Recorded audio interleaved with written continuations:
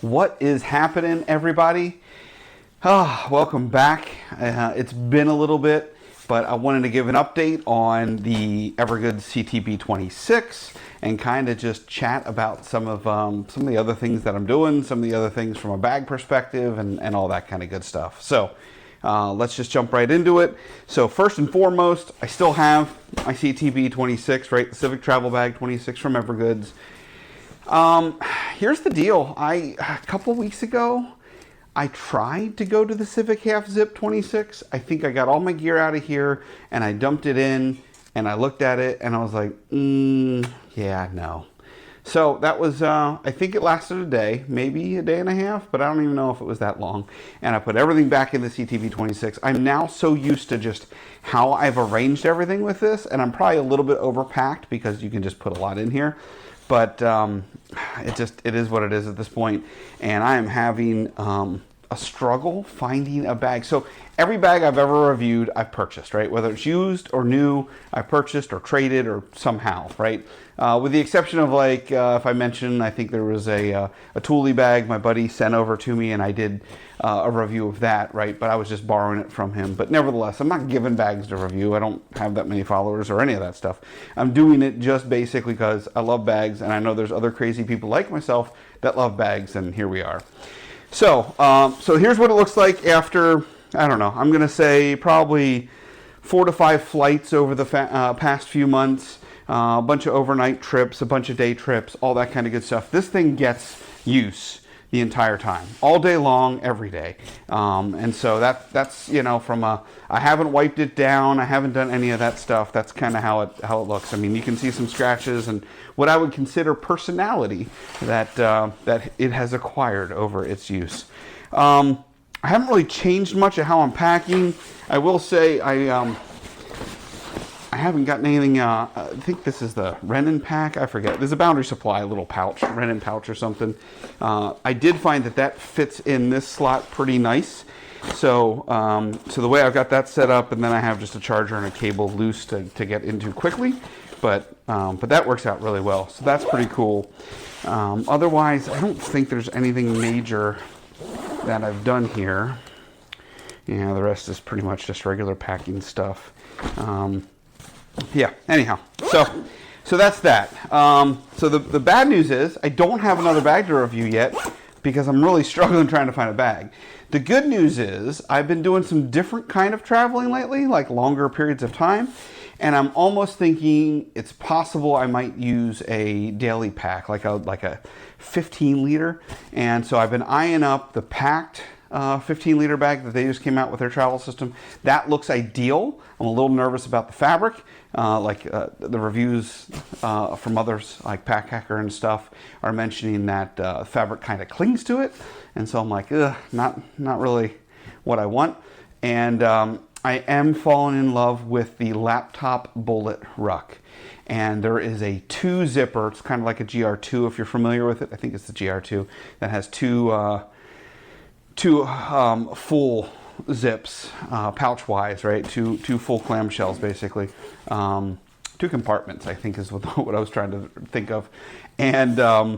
And anyways, in a bullet zip, and some of the new GoRuck stuff has a quick access pouch up on the back before you get to the straps. And so there's some additions on the GoRuck side that I'm really digging, and still no bottle holders, so I'm a little nervous there. I know there's a bottle holder on the one bag, but the standard GR stuff and the bullets, there's no real good bottle holders. And I'm a stickler for that. So the way I'm setting this video up is just that, right? If you were here just to see about a CTB26, because I'm going to probably title this something to deal with an update from the CTB26, you can roll, you can bounce. The next 2 things I'm going to talk about real quick is just roller luggage, because I've found myself using that and a backpack, right? So flying any of the main airlines, right, American, Delta, or United, you usually get a personal item, which this would qualify for, and you get, I believe it will qualify for it, and they've never argued with me, and a wheelie luggage to go in the overhead bin, right? So when I've been doing a couple longer trips, that's the way I've been rolling. So no pun intended. So I'm going to go over roller luggage that I just updated to, and then just a few like pieces of kit, gear, whatever you want to call it, some clothes, some other stuff that I find useful. But I wanted to get this out of the way first because I'm still in love with this bag. It is still closest thing I know to perfection. I mean, are there things I would say I would rather do? Probably, but overall, CTB26 is where it's at. That's my personal opinion. Thankfully, there are lots of bags out there, and you can find yours. So, moving on, I had this really cheap. I should have like waited to pull this out. All right, nobody look. I had this really cheap wheel luggage, and I bought it like, I don't know, the King of Prussia Mall a few years back or something. And this past trip, it didn't make it. The handle's all jacked up and all kinds of stuff. So I started watching some reviews. I started doing some stuff. One of my buddies actually purchased this, and this is the Monos carry-on. The recording of this video, which is like the week of Thanksgiving, they had like a pre-Black Friday sale. I think it's like 30% off or something like that. So it's pretty good. You can see some hair clinging to it. That's probably more static than anything. Look, this thing is it's pretty slick. I like it, right? It's got my super secret code of 3 zeros here, but you can look, latches, right? It's wheel luggage, so it's not like there's anything super special with it. I watched a lot of reviews and I was reading all this stuff, and at the end of the day, it's just, it's kind of like two halves of buckets, really, right? These clips just pinch and pull up, and you've got the section there. I've never loved that wheeled luggage. Let me get around this way. That wheeled luggage has these two bars. I don't love that. When I was looking for luggage, there's some that actually have like a built-in in the back, the handle, but I didn't obviously go for that. Monos had fantastic reviews. I have yet to use this thing. I'm going to use it in about 2 weeks from now, and I'll let you all know an update there. But it's brand new. I'm telling you, a little bit of a struggle there. Same thing over here, right? You got zip. This is pretty standard. It does come with a leather luggage tag, and I think it says it comes with packing cubes. I don't know if that's what they call these. They feel and look a lot more like just like a shoe bag, really, and maybe a laundry bag. So I don't know what they advertise them as, so I don't want to misrepresent Monos. It's nice that they put this stuff in with it, but at the end of the day, it is what it is. Again, it's cool. It's not bad. I'm happy with it.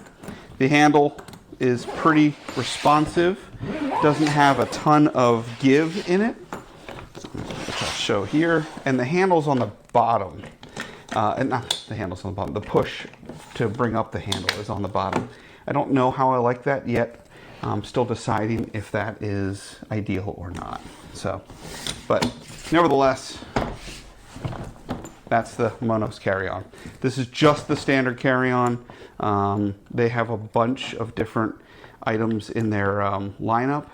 Like there's the carry-on plus, the carry-on pro. There's a whole bunch of different carry-ons. So, lastly, I want to talk a little bit about just travel gear, clothes, stuff that I've just over the years really started to enjoy. From a use case scenario standpoint. So, and we'll start actually with I think I have never like reviewed a bottle or cup or mug or whatever, but I will tell you, since the packed travel mug came out, I purchased it. My main concern was I wanted something that doesn't spill during travel, right? And I wanted something kind of useful for everything. I can put water in this, I can put coffee in this, I can put Mountain Dew or iced tea or Dr. Pepper, which are pretty much the only 5 things I drink. I think if that was 5 things. But nevertheless, this travel mug is pretty straightforward. It's pretty simple. It's pretty easy to clean. There's not a lot of gunk and stuff that gets jacked up underneath this little rubber seal, and it has been fantastic. It's simply, it twists down and has a lock, and then it comes back one notch, and you can hear that. And so that still keeps it in place, but now it opens it up so you can drink. This has been awesome. This has been everywhere with me since it came out, I don't know, a year and a half ago, whatever it's been. So go packed, fantastic little mug that just, it's amazing. It's 16 ounces, just so you know. And it's very versatile, which was my big thing, because I'm not taking like 18 different kind of cups and mugs. When I don't fly, I typically travel with some sort of flavor drink and a water bottle, and that's fine for not flying. But anytime I fly and travel, I just zone down to just this. So, packed. Go get yourself one. I want to chat a little bit about clothes, because it was a few years ago I found out about merino. I didn't even know there was such a thing as merino wool, and over the course of time and watching videos and all that kind of stuff, I've kind of fallen in love with a couple brands. First brand that I fell in love with was Unbound Merino. They're out of Canada, I believe. And I think I've even had some comments on previous videos where I was wearing their original travel hoodie, which I absolutely love. They're getting some wear though. So here is their newer travel hoodie. It's a little bit heavier, but it's been fantastic. It's got pockets, a zip, right? Get a hair off of there.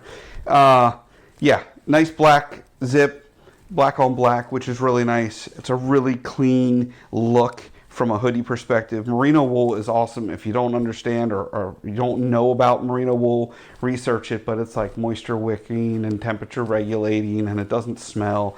You can, like, I don't know, smoke a cigar and not smell like a cigar the day after. I don't know, whatever you want to do, right? It just doesn't retain smell very much. So there's a lot of cool factors with merino wool for sure.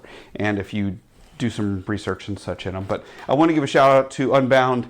Other products I have from them, so I have their hoodies, which I really liked, and their socks might be the softest socks I've ever worn in my life. They are amazing. And so shout out to them. And again, I bought all this stuff. And then a little while ago, again, I just like to get the names out because, quite frankly, I was not familiar. I was probably buying merino gear of some sort for a year and a half before I found out about Proof, which I bought from Huckberry. And I saw a review from someone similar in our realm that was traveling, and they had a merino wool t-shirt. So the Proof t-shirt so far for me, two things that I love. One, there's a ton of color options. Two, Huckberry did a good job standing behind the name. I had one that kind of got some holes and stuff in it, so I shipped it back and they sent me a new one. And then three, the color options and the size options. That was the two things. Color and size, and then stand behind the name. So that's the three things total.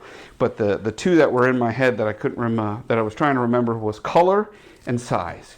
The Proof, I think they call this the 72-hour tee. But there's just a ton of awesome options with it, so good stuff there. And there's a theme when it comes to standing behind stuff. I mentioned their bags earlier, but these are Go Ruck Simple Pants, and pretty much, in fact, I'm wearing Go Ruck Simple Pants, the khaki color. These, when you talk about lightweight pants that can do just about anything you need and pack, these things are incredible.